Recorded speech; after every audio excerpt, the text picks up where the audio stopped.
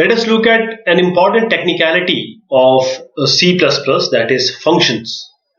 So why we need function? Because we want a program to be in manageable pieces, and so that we can apply divide and conquer strategy. Then also, how can we manage our understanding to the problem domain? Function also makes the program quite easier to read, and function can be useful in many places in a program, just not at one place, but many places. You can easily test, you can distribute the labor, and the maintenance is also very easy if you are using and you understood the favorability of your functions. Try to keep your functions small, easier to understand, specify, and debug. The general form of the functions are like this. You have return type, the name of the function, and then you have formal arguments. Arguments, parameters, all these are same. You can also have with this declaration a definition also. Hope you got the idea of definition and declaration. This is the name of the function, the return type. Then these are the formal arguments, and then the body. Just for example, we have a function called f. The argument, that is the formal arguments, are a and d. One is of integer type, the other is of double type, and the return type will be double, and the return will be a into d. And once a will be multiplied by d, since double is higher, that integer will be first converted to double, and then the result will be thrown, or result will be returned. So how we get this double? This is the explanation. And formal arguments, these are called as parameters sometimes. Even if you don't want to return a value from the function, there is an option called void. Void means doesn't return a value. A body is a block or a try-catch block. So you can have these are the braces. Inside is you can have your code. Also you can have a code inside your try, and then the catch. If some exception is there, this will be thrown. You can do the mitigation work here. Function implement computations and calculation. So this is the utility of your functions. Then there are various type in which the functions may be seen. First is call by value. What is by call by value? It sends the function a copy of the argument value. Means this a, it will get the value as a copy, not the actual value itself, right? For example, in this case we have xx as 0, and if we call this function fxs, and what is f function defined? A is equal to a plus 1, means it will increase a value and will return an a. Here what will happen? This function will be called, and what we are passing is 0. 0 will be passed, 0 will go here, and it will be incremented, and the result will be 1.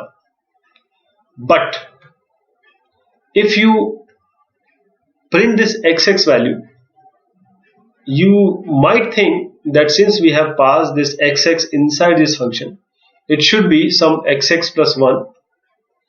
That is, it should be say xx plus 1, 0 plus 1, that is 1. But it is not going to do that. It will print 0 only, because this function does not change this x. Since this xx will only send a copy, that is xx will make itself or make a copy of itself, and this copy will be called as a here, and a will be incremented, not xx.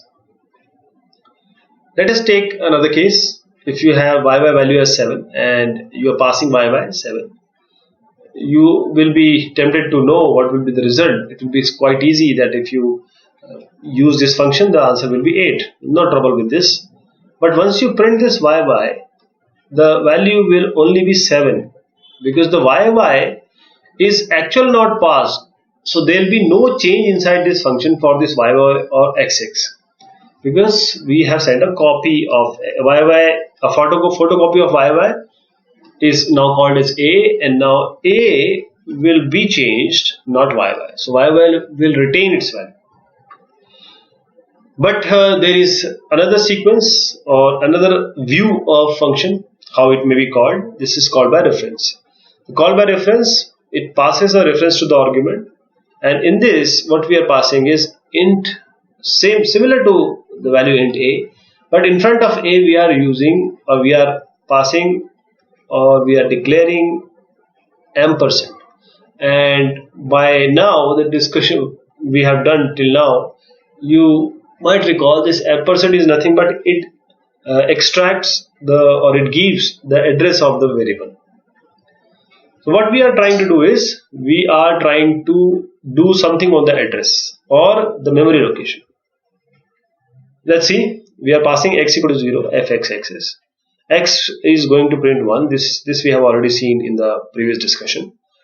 But when we print x, unlike what was printed here as 0, you will see that xx will be printing value as 1.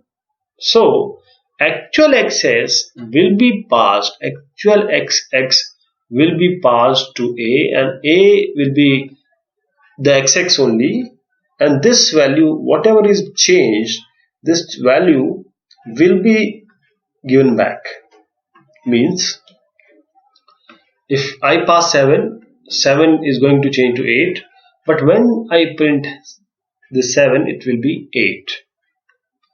Now see xx, this is xx, it contains a value 0.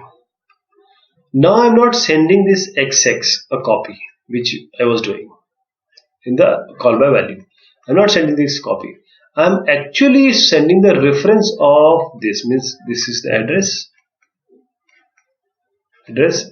Ampersand of xx will return me the address. So I am passing the address of this xx location. Now when inside function, the action will be taken on this value only, so 0 will become 1. And as 0 will become 1, when we print xx, it will be printed as 1. Then functions avoid non-constant reference arguments. When you can, these things you can do, means they can lead to obscure bugs when you forget which arguments can be changed. That is, in this particular case, you have some function called increment and you return a plus 1. In this case, you have increment 2, and what you are doing is you are trying to pass the ampersand, means this is called by reference kind of thing. So plus plus a. For x equal to 7, when you call this increment, it will be passing a value, and since this is a call by value, it will give you a value as the value which is required. But while doing this, this is somewhat buggy. So why have reference argument? They are essential for changing several values. What I am trying to suggest is, try not to do this very often. Seldom it is okay. And if you want to manipulate the containers, that is vector, then you need to have this kind of functions.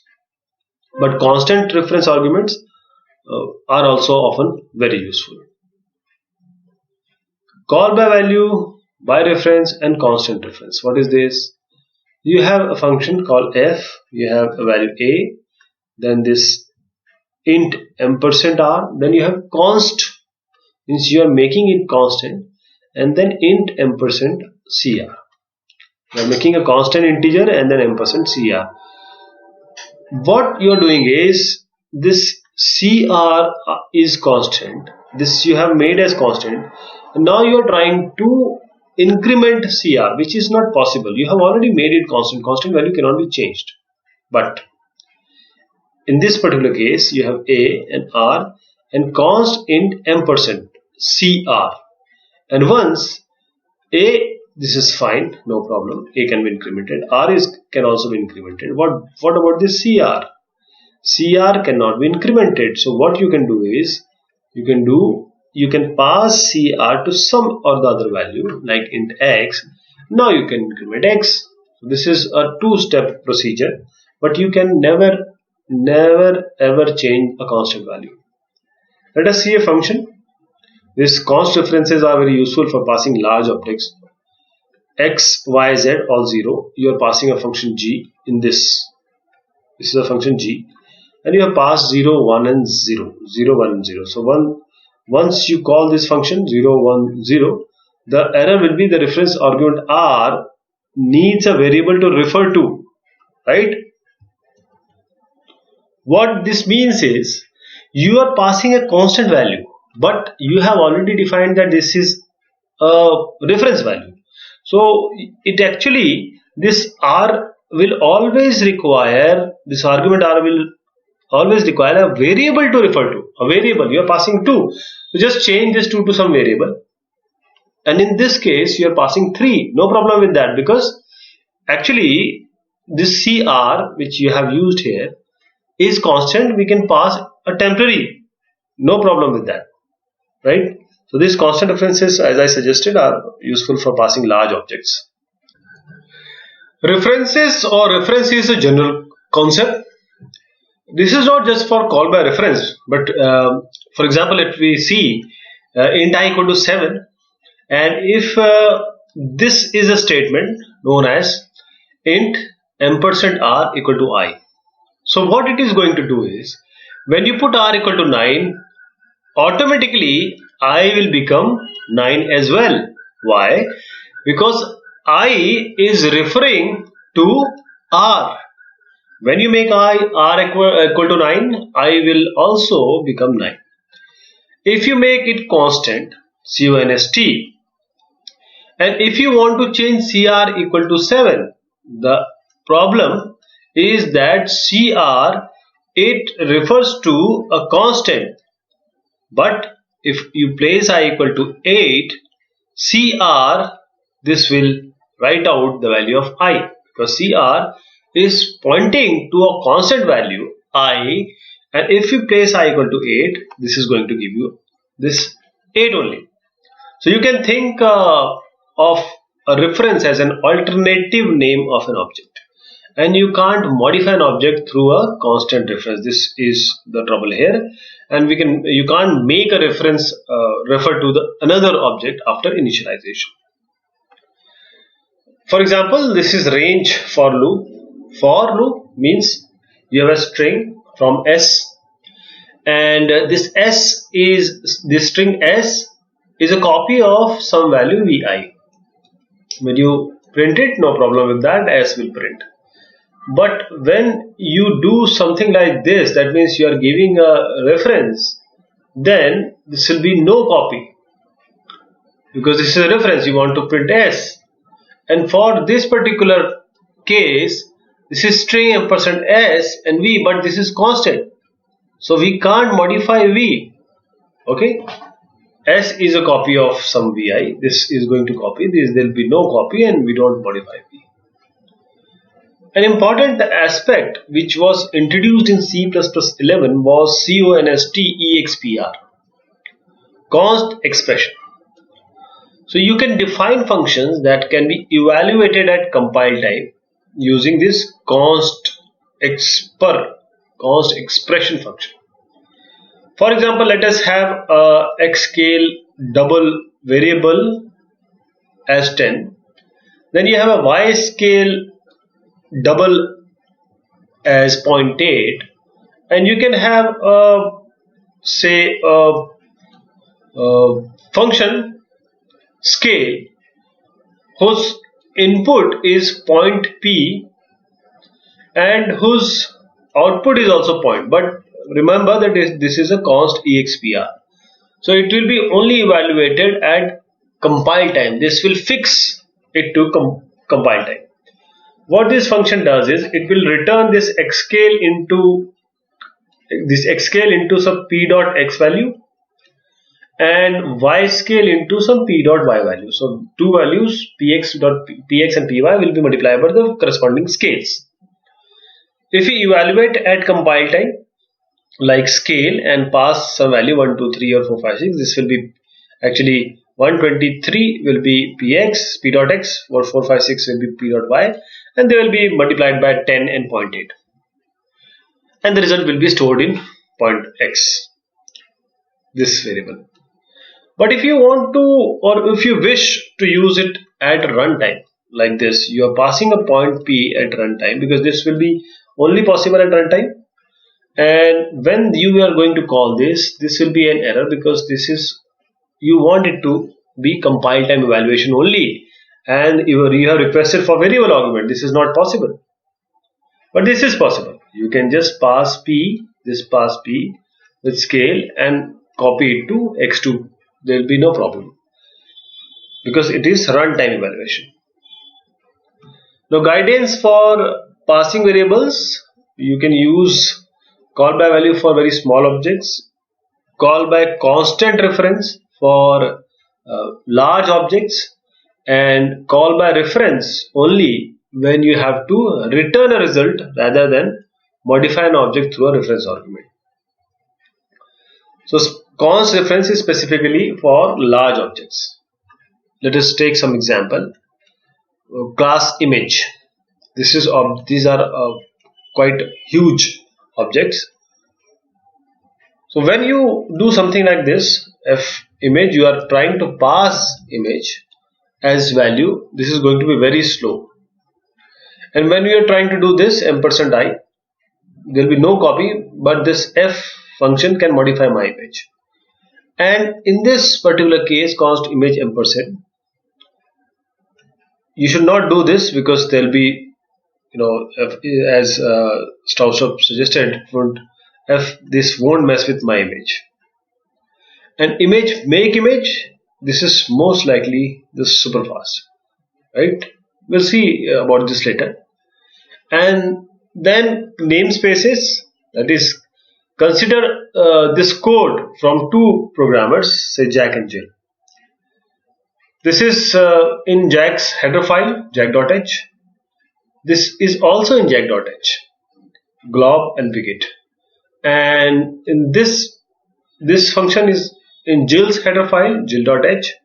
And in this class widget, this is also in jill.h. So this is, in your code you have included .h of Jack and Jill. Now when you try this function with widget p, there will be error, means multiple definition of widget. This .h also had widget, this .h also has the same name widget. How you are going to resolve this? For that you have a rescue which is known as namespaces. So the compiler will not compile multiple definitions. Such clashes can occur from multiple headers, and one way to prevent this is using namespace. So let us have a namespace called Jack. Inside it you can give this, and this, let it be in jack.h, and you can also call jill.h, same way.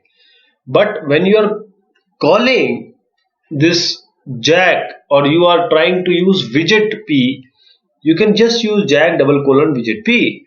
Why? Because Jack widget class will not clash with a different widget. You are specifying that I have a namespace Jack, this Jack, and I want to use this widget of this Jack, so we'll be using this widget of this Jack.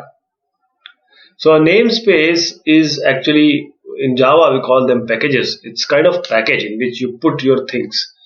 So it's a name scope. It is a name scope, and this double colon syntax is used to specify which namespace you are using and which objects of the same name you are referring to. For example, cout is the namespace under std. So you have to use using name std, and you would write std : cout. Please enter my stuff. Using declarations and directives, as I just suggested, you have to use this cout. You have to always do std : because std is the namespace of cout. As cout is inside this std namespace. So you can use this using declaration directives to avoid this always writing stuff. You have to keep on writing. There will be some rescue to this. You could write a using declaration using std cout. When I say cout, I mean std double colon cout, and cout will be no problem. Cin will be an error because it is not in scope. What you have to do, you have to do std double colon cin. Cin and cout both are in std. Or you could write a using directive in the beginning, make all names from namespaces std available using namespace std. As I just suggested, you have to use this using using namespace std, and then you can easily use cout and cin without even bothering about the std again.